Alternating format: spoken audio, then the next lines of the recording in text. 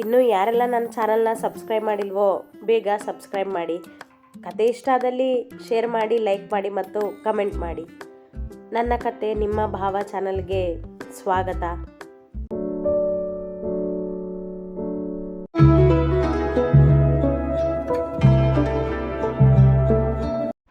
ಅಮ್ಮ, ನಾನು ನಿನಗೆ ಒಂದು ವಿಷಯ ಹೇಳಬೇಕಿತ್ತು. ಮಾತನಾಡಲು ಕುಳಿತ ಅನಿರುದ್ಧ್ ಆ ದಿನ ಬೆಳಗ್ಗೆ ಆಫೀಸ್ಗೆ ಹೊರಡುವ ಮೊದಲು, ಹೇಳೋ ಏನು ಕೇಳಿದರು ದ್ರಾಕ್ಷಾಯಣಿ. ಅಮ್ಮ, ನಾನು ಒಂದು ಹುಡುಗಿನ ಇಷ್ಟಪಟ್ಟಿದ್ದೀನಿ ಎಂದ ಅವರು ಮಾಡಿಕೊಟ್ಟ ಅವರೆಕಾಳಿನ ಉಪ್ಪಿಟ್ಟು ತಿನ್ನುತ್ತಾ. ಏನು ಹುಡುಗಿನ? ಏನು ಹೇಳ್ತಿದ್ಯಾ ನೀನು? ಆಶ್ಚರ್ಯದಿಂದ ಕೇಳಿದರು. ಹಾಂ ಅಮ್ಮ, ಬೇರೆ ಯಾರೂ ಅಲ್ಲ, ಅವತ್ತು ನಮ್ಮ ಮನೆಗೆ ಬಂದಿದ್ರಲ್ಲ ಅಶ್ವಿತಾ, ಅವಳೇ ನನ್ನ ಬಾಸ್ ಎಂದವ ಚೂರು ಭಯಪಡದೆ ಹೇಳಿದ. ತಾಯಿಯ ಜೊತೆ ಮುಚ್ಚುಮರೆ ಇಲ್ಲ ಅವನಲ್ಲಿ. ಏನೋ ಅನ್ನಿ, ಬಾಸ್ನೇ ಪ್ರೀತಿ ಮಾಡ್ತಿದ್ಯಾ? ಸಹಜವಾಗಿ ಕೇಳಿದರು. ಹಾಂ ಅಮ್ಮ, ಆ್ಯಕ್ಚುಲಿ ನಾನು ಅವಳನ್ನು ಇಷ್ಟಪಟ್ಟಿದ ಮೇಲೆ ನನ್ನ ಬಾಸ್ ಅವಳೇ ಅಂತ ಗೊತ್ತಾಗಿದ್ದು ನನಗೆ ಎಂದವ ತನ್ನ ಪ್ರೀತಿಯನ್ನು ಈಗ ತಾಯಿಯ ಮುಂದೆ ಬಿಚ್ಚಿಟ್ಟಿದ್ದ. ಆ ಹುಡುಗಿನೂ ನಿನ್ನನ್ನು ಇಷ್ಟಪಡ್ತಿದ್ದಾಳ? ಹಾಂ ಅಮ್ಮ ಎಂದವ ಇಷ್ಟು ದಿನ ತಮ್ಮಿಬ್ಬರ ಮಧ್ಯೆ ನಡೆದ ಪ್ರೀತಿಯ ಗುದ್ದಾಟದ ಬಗ್ಗೆ ವಿವರಿಸಿದ. ನನಗೆ ಗೊತ್ತಿರಲಿಲ್ವಲ್ಲ ನೀ, ನಾನು ನೋಡಿದ್ರೆ ಹುಡುಗಿ ಹುಡುಕ್ತಿದ್ದೆ ನಿನಗೆ ಎಂದರು ತಮಾಷೆಯಂತೆ. ಈಗ ಗೊತ್ತಾಗಿದೆಯಲ್ಲ ಅಮ್ಮ, ಅದಕ್ಕೆ ಏನು ಮಾಡೋ ಅಂತೀಯ? ನನ್ನ ಮದುವೆ ಮಾಡೋ ಅಮ್ಮ ಎಂದ ನಗುತ್ತಾ. ಅವನ ಮಾತಿಗೆ ನಕ್ಕ ದಾಕ್ಷಾಯಣಿಯವರು, ಸರಿ, ಅವ್ರ ಮನೆಗೆ ಯಾವಾಗ ಹೋಗೋಣ ಹೇಳು, ಮಾತಾಡೋಣ ಎಂದರು. ಮಗನ ಖುಷಿಗಿಂತ ಬೇರೇನೂ ದೊಡ್ಡದಲ್ಲ ಅವರಿಗೆ. ನೀನು ಇಷ್ಟು ಹೇಳಿದ ಮೇಲೆ ಧೈರ್ಯ ಬಂತು ಅಮ್ಮ. ನಾನು ಅಶ್ವಿತಾ ಜೊತೆ ಮಾತಾಡಿ ಹೇಳ್ತೀನಿ ನಿನಗೆ ಎಂದವ ತಿಂಡಿ ತಿಂದು ಮುಗಿಸಿ ಆಫೀಸ್ಗೆ ಹೊರಟ. ಖುಷಿಯಲ್ಲಿರುವ ಮಗನನ್ನು ನೋಡಿ ನೆಮ್ಮದಿ ತಾಯಿಗೆ. ಏನು ಯೋಚನೆ ಮಾಡ್ತಿದ್ಯಾ ಪೂರ್ಣ? ಯೋಚನೆಯಲ್ಲಿ ಕುಳಿತಿದ್ದ ಮಡದಿಯನ್ನು ನೋಡಿ ಕೇಳಿದರು ಭಾರ್ಗವ್. ಎಲ್ಲರೂ ದೇವಸ್ಥಾನದಿಂದ ಬಂದ ನಂತರ ತಮ್ಮ ತಮ್ಮ ಕೆಲಸಗಳತ್ತ ಗಮನ ಕೊಟ್ಟಿದ್ದರು. ಇವರು ಹೊರಟು ನಿಂತಿದ್ದರು ಆಫೀಸ್ಗೆ. ರೀ, ದೇವಸ್ಥಾನದಲ್ಲಿ ಅಭಿ ಯಶಸ್ವಿನಿ ಹಣೆಗೆ ಕುಂಕುಮ ಇಟ್ಟ ಎಂದು ತಾವು ನೋಡಿದ್ದನ್ನು ವಿವರಿಸಿ ಹೇಳಿದರು ಪೂರ್ಣ. ಅಷ್ಟೇನಾ? ಅಕಸ್ಮಾತಾಗಿ ಹೋಗಿದೆ ಬಿಡು, ಇಷ್ಟಕ್ಕೆಲ್ಲ ಯಾಕೆ ಟೆನ್ಷನ್ ತಗೊಂಡಿದ್ಯಾ ಕೇಳಿದರು ಕನ್ನಡಿಯ ಮುಂದೆ ನಿಂತು. ನಡೆಯೋದೆಲ್ಲ ಒಳ್ಳೆಯದಕ್ಕೆ ಅಂತಾರೆ, ಹಾಗೆ ಇದು ಮುಂದೆ ಆಗೋದ್ರ ಮುನ್ಸೂಚನೆನಾ ಅಂತ ತಮ್ಮ ತಳಮಳ ಹೇಳಿಕೊಂಡರು. ಮಡದಿಯತ್ತ ಬಂದವರು, ಅಂದರೆ ಅಭಿ ಯಶಸ್ವಿನಿ ಮದುವೆ ಆಗುತ್ತೆ ಅಂತಿದೆಯಾ? ಕಮಾನ್ ಶುಗರ್ಲೆಸ್, ಇನ್ನು ಯಾವ ಕಾಲದಲ್ಲಿ ಇದೆಯಾ ನೀನು ಎಂದರು ಅವರ ಕೆನ್ನೆ ಹಿಂಡಿ. ಮಾತನಾಡಲಿಲ್ಲ ಅವರು. ಅಥರ್ವನಿಗಿಂತ ಅಭಿಯ ಜೀವನದ ಚಿಂತೆ ಹೆಚ್ಚವರಿಗೆ. ಯಶಸ್ವಿನಿನ ಕಂಡ್ರೆ ಆಗೋದಿಲ್ಲ ನಮ್ಮ ಅಭಿಗೆ, ಅಂಥದ್ರಲ್ಲಿ ಅವನು ಅವಳನ್ನು ಮದುವೆ ಆಗ್ತಾನೆ ಅಂತೀಯಾ? ನೋ ಪೂರ್ಣ, ನೀನು ಇದ್ರ ಬಗ್ಗೆ ಯೋಚನೆ ಮಾಡಬೇಡ. ಇನ್ನೂ ನಯನ ಮರೆತು ಅಭಿ ಇನ್ನೊಂದು ಹುಡುಗಿನ ಮದುವೆ ಆಗೋ ಸ್ಟೇಜ್ನಲ್ಲಿ ಸದ್ಯಕ್ಕಿಲ್ಲ ಎಂದವರಿಗೆ ಮಗನ ಮನ ಚೆನ್ನಾಗಿ ಗೊತ್ತು.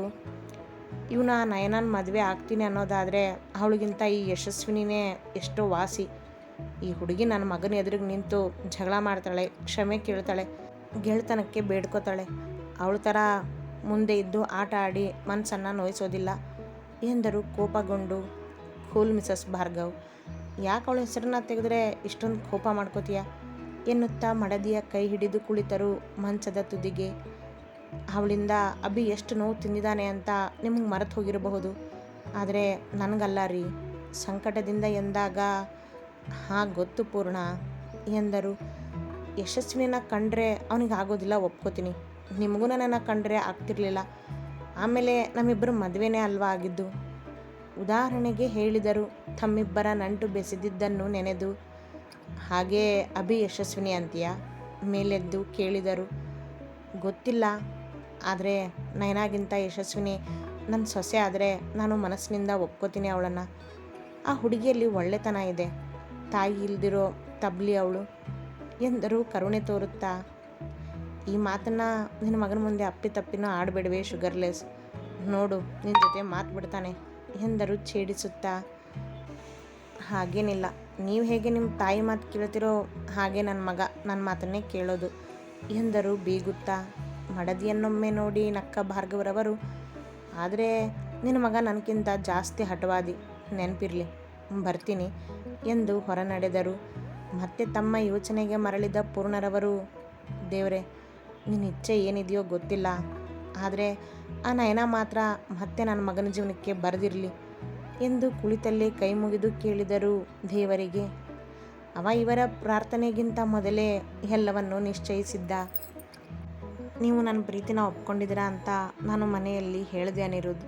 ಎಲ್ರಿಗೂ ಖುಷಿನೇ. ಇನ್ನು ನೀವು ನಿಮ್ಮ ತಾಯಿನ ಯಾವಾಗ ಕರ್ಕೊಂಡು ಬರ್ತೀರಾ ಹೇಳಿ, ಕೇಳಿದಳು ಅಶ್ವಿತಾ ಅನಿರುದ್ಧನಿಗೆ. ಇಬ್ಬರೂ ಊಟದ ಸಮಯದಲ್ಲಿ ತಮ್ಮಿಬ್ಬರ ಪ್ರೀತಿಯ ಮಾತಿಗಿಳಿದಿದ್ದರು. ಅಮ್ಮನಿಗೆ ಬೆಳಗ್ಗೆ ಹೇಳಿದ್ದೀನಿ ನಾನು ಎಲ್ಲನೂ. ಅವರು ನಾನು ಯಾವಾಗ ಹೇಳ್ತೀನೋ ಆಗ ಹೋಗೋಣ ಅಂತ ಹೇಳಿದ್ದಾರೆ. ಈ ಭಾನುವಾರ ಬರ್ತೀವಿ ಮನೆಗೆ. ಆದರೆ ಅದಕ್ಕಿಂತ ಮೊದಲು ನಾನು ಭಾರ್ಗವ್ ಸರ್ ಜೊತೆ ಒಂದ್ಸರಿ ಮಾತಾಡಬೇಕು ಎಂದ. ಯಾಕೆ? ಅವ್ರ ಮುಂದೆ ನಿಂತ್ಕೊಂಡು ನಾನು ನಿನ್ನನ್ನು ಕೇಳಬೇಕು ಅನ್ನೋದು ಅವರ ಆಸೆ ಅಲ್ವಾ? ಅದಕ್ಕೆ ಮೊದಲು ಅವ್ರ ಜೊತೆ ಒಂದ್ಸರಿ ಮಾತಾಡಿ ಅಮ್ಮನ್ನ ಕರ್ಕೊಂಡು ಬರೋದ್ರ ಬಗ್ಗೆ ಹೇಳ್ತೀನಿ ಎಂದವ ತನ್ನ ಪ್ರೀತಿಗೆ ತಲೆಬಾಗಿದ್ದ. ಅವಳ ಖುಷಿಯನ್ನೇ ಬಯಸಿದ್ದ. Thank you Anirudh, thank you so much ಎಂದಳು ಅಶ್ವಿತಾ ಖುಷಿಯಿಂದ. ಇವರಿಬ್ಬರ ಪ್ರೀತಿ ಸಾಗುವ ದಾರಿ ಸುಗಮವಾಗಿತ್ತು. ನಡೆಯಬೇಕಿದ್ದ ಪ್ರೀತಿಯ ಪರೀಕ್ಷೆಗಳು ಮುಗಿದಾಗಿದ್ದವು. ಇನ್ನು ಅಥರ್ವನ ಪ್ರೀತಿಯ ದಾರಿಯಲ್ಲೂ ಕೆಲವೊಂದು ಪರೀಕ್ಷೆಗಳಿದ್ದರೂ ತೊಂದರೆ ಏನಿಲ್ಲ. ಆದರೆ ಅಭಿರಾಮನ ಕಥೆಯೇ ಬೇರೆ. ಅವ ಆರಿಸಿದ್ದ ದಾರಿ ಬಿಟ್ಟು ಬೇರೆಯ ದಾರಿಯನ್ನೇ ಹಿಡಿದಿತ್ತು ಅವನ ಜೀವನ. ಅದರಲ್ಲೂ ಮುಖ್ಯವಾದ ತಿರುವೊಂದು ಹತ್ತಿರದಲ್ಲಿತ್ತು. ಇಷ್ಟೆಲ್ಲ ಆಗಿದೆ. ನನ್ನ ಮಗಳನ್ನು ಅವನ ಪರವಾಗಿ ಮಾಡ್ಕೋತಿದ್ದಾನೆ ದಳಪತಿ ಆ ಭಾರ್ಗವ್. ಕೋಪದಿಂದ ಕುದಿಯುತ್ತಿದ್ದರು ವರ್ಧನ್. ಭಾರ್ಗವರವರ ಭಯಕ್ಕೆ 2 ದಿನದಿಂದ ಮನೆಗೆ ಬರದ ದಳಪತಿ ಅಂದು ಬಂದು ಕುಳಿತಿದ್ದ ಮುಂದೆ. ಯಶಸ್ವಿನಿ ಭಾರ್ಗವರವರ ಸ್ನೇಹ ಬೆಳೆಸಿ ಹೋಗಿದ್ದು ಅವಳಿಗೆ ಅವಮಾನ ಆಗಿದ್ದು ಅಂದು ಬೆಳಗ್ಗೆ ದೇವಸ್ಥಾನದಲ್ಲಿ ನಡೆದದ್ದು ಎಲ್ಲವನ್ನೂ ಹೇಳಿದ್ದರು. ತಾವು ಭಾರ್ಗವರವರ ವಿರುದ್ಧ ಏನೇ ಮಾಡಿದರೂ ದಳಪತಿಯೇ ಜೊತೆಯಾಗುವುದು. ನನಗನ್ನಿಸುತ್ತೆ ಇದೆಲ್ಲ ಯಾಕೆ ಆ ಭಾರ್ಗವ್ ಪ್ಲ್ಯಾನ್ ಆಗಿರಬಾರ್ದು ಅಂತ ಎಂದ ದಳಪತಿ ಮತ್ತಷ್ಟು ವಿಷ ತುಂಬುತ್ತಿದ್ದ ಅವರ ಮನದಲ್ಲಿ. ಏನು, ಅವನು ಇಷ್ಟೆಲ್ಲ ಮಾಡ್ತಾನ? ಇಲ್ಲ ಅನಿಸುತ್ತೆ ಎಂದರು ವರ್ಧನ್.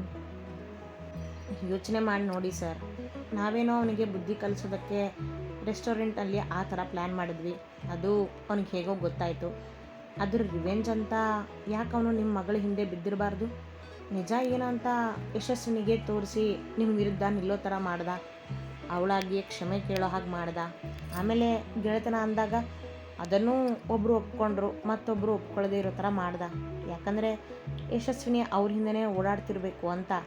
ನನಗನ್ನಿಸುತ್ತೆ ಅವನು ನಿಮ್ಮ ಮಗಳನ್ನು ನಿಮ್ಮಿಂದ ದೂರ ಮಾಡೋದಕ್ಕೆ ನೋಡ್ತಿರಬೇಕು. ನೀವು ದೇವಸ್ಥಾನದಲ್ಲಿ ಸರಿಯಾಗಿಯೇ ಮಾಡಿದ್ದೀರಾ. ನಿಮ್ಮ ಮಗಳ ಮುಂದೆ ನೀವು ಕೆಟ್ಟವರಾಗಬೇಡಿ ಎಂದ ದಳಪತಿ ತನ್ನ ಕಲ್ಪನೆಯಲ್ಲೇ ಕಥೆಯೊಂದನ್ನು ಕಟ್ಟಿದ್ದ. ಆ ಕತೆ ಆಲಿಸಿ ಮನಸ್ಸಿನ ಆಳಕ್ಕೆ ಇಳಿಯಲು ಬಿಟ್ಟ ವರ್ಧನ್, ಹೌದು ದಳಪತಿ, ಇದೆಲ್ಲ ಬೇಕಂತಾನೇ ಆಗಿದೆ. ಯಾವತ್ತೂ ಯಾರ ಮುಂದೆನೂ ಕ್ಷಮೆ ಕೇಳದಿರೋ ಆ ಭಾರ್ಗವ್ ಅವತ್ತು ನನ್ನ ಮಗಳ ಹತ್ರ ಕ್ಷಮೆ ಕೇಳಿಸ್ದ. ಅವತ್ತೇ ನನಗೆ ಅನುಮಾನ ಬಂದಿತ್ತು. ಈಗ ಆಗಿದ್ದನ್ನೆಲ್ಲ ನೋಡ್ತಿದ್ರೆ ನೀನು ಹೇಳೋದು ನಿಜ ಅನ್ನಿಸ್ತಿದೆ ಎಂದು ಹಲ್ಲು ಕಡಿದರು ಕೋಪದಲ್ಲಿ. ಅನ್ನಿಸ್ತಿದೆ ಅಲ್ಲ ಸರ್, ನಿಜಾನೇ. ಇವರನ್ನು ಹೀಗೆ ಬಿಟ್ಟರೆ ಆಗೋದಿಲ್ಲ ದಳಪತಿ. ತಂದೆ ಮಕ್ಕಳಿಗೆ ಒಂದು ಗತಿ ಕಾಣಿಸ್ಬೇಕು. ಆದಷ್ಟು ಬೇಗ ಆ ಕೆಲಸ ಮಾಡಿ. ಇಲ್ದಿದ್ರೆ ನಿಮ್ಮ ಮಗಳು ಶರ್ಮಾ ಕುಟುಂಬದವಳೆ ಆಗಿಬಿಡ್ತಾಳೆ. ಮಾತಿಗೆ ಎಂದನವ ಅರ್ಥವಿಲ್ಲದೆ. ಏಯ್, ಎದ್ದು ಚೀರಿದ ವರ್ಧನ್ರವರು ಇನ್ನೂ ಕೋಪಗೊಂಡರು. ಅವರ ಉರಿನೋಟಕ್ಕೆ ಹೆದರಿದ ದಳಪತಿ, ಆ ಥರ ಏನಾದರೂ ಆದರೆ ಆ ಶರ್ಮಾ ಕುಟುಂಬದ ಒಬ್ಬೊಬ್ಬರು ನರಳೋ ಹಾಗೆ ಮಾಡ್ತೀನಿ ನಾನು ಎಂದರು. ದಳಪತಿ ಅವರ ಯೋಚನೆಗೆ ಎಣ್ಣೆ ಸುರಿಯುವವ. ಅತಿ ಹೆಚ್ಚಿನ ಕಥೆಗಳಿಗಾಗಿ ಹಿಂಬಾಲಿಸಿ ಪ್ರತಿಲಿಪಿ ಆ್ಯಪ್ನಲ್ಲಿ ಪ್ರತಿಮಾ SH ಅವರನ್ನು.